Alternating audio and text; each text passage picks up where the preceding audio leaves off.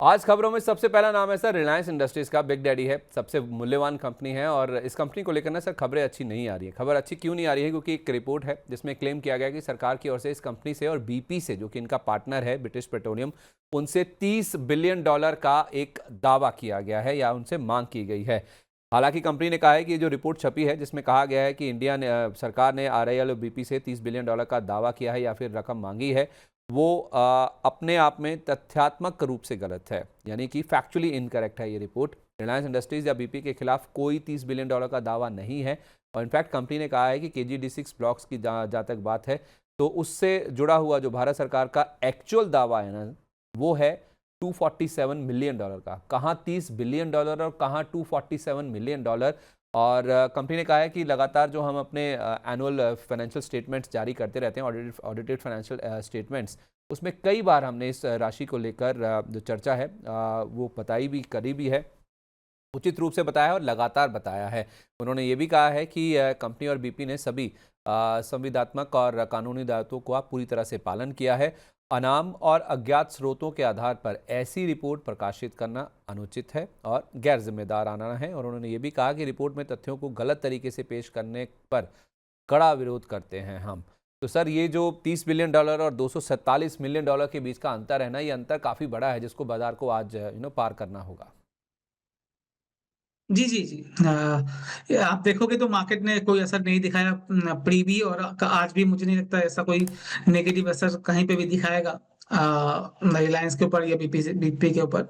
तो मुझे कोई इसमें कोई मतलब नेगेटिव नहीं दिख रहा है। अच्छा, इग्नोर करें, कोई ऐसी चिंता की बात नहीं है। नहीं, नहीं इग्नोर करें सर। ठीक है, परफेक्ट है। अच्छा, कोटक महिंद्रा बैंक, आपको याद होगा सर, नतीजों के बाद इन्होंने स्टॉक स्प्लिट की घोषणा की थी। अब उस स्टॉक स्प्लिट की जो रिकॉर्ड डेट है ना, वो भी तय हो गई है। बैंक के बोर्ड ने बताया है कि 14 जनवरी इसकी रिकॉर्ड डेट है। रिकॉर्ड डेट का मतलब ये हुआ कि उससे एक दिन पहले, यानी कि 13 जनवरी की शाम को जिन भी शेयरधारकों के पास इस कंपनी के शेयर होंगे वो इस स्टॉक स्प्लिट के लिए एलिजिबल होंगे, उसके योग्य होंगे। आप कैसे देखते हैं सर, ये 14 तारीख तक फिर कोटक महिंद्रा बैंक में कुछ खरीदारी दिखेगी इस एंटीसिपेशन में, जो फायदा लेना चाहते हैं स्टॉक स्प्लिट का? जी, जी, थोड़ा बहुत दिख सकता है क्योंकि स्प्लिट से पहले या बोनस से पहले हमेशा स्टॉक थोड़ा बहुत चांसेस बहुत ज़्यादा रहता है जो थोड़ा बहुत चले।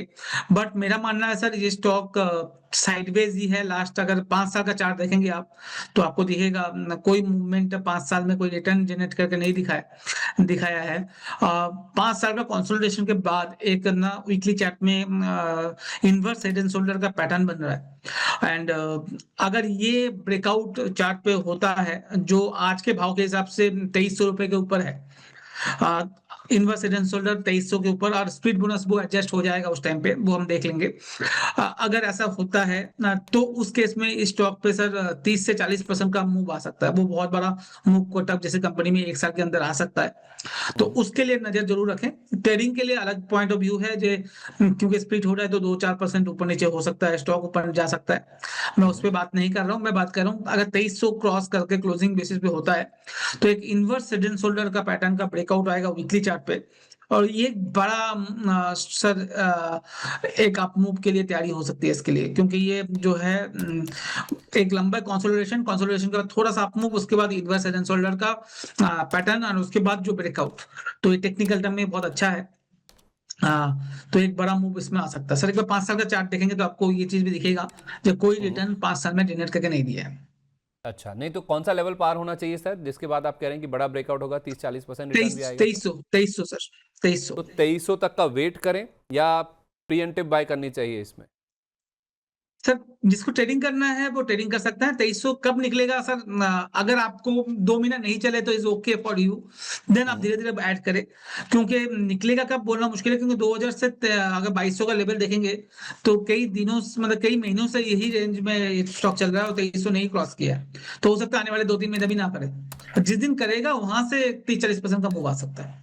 मतलब तो जिसको सर लंबा रखना है वो अभी भी ले सकता है एंटीसिपेशन की 2300 पार हुआ तो फिर तो ये 30-40% और चलेगा।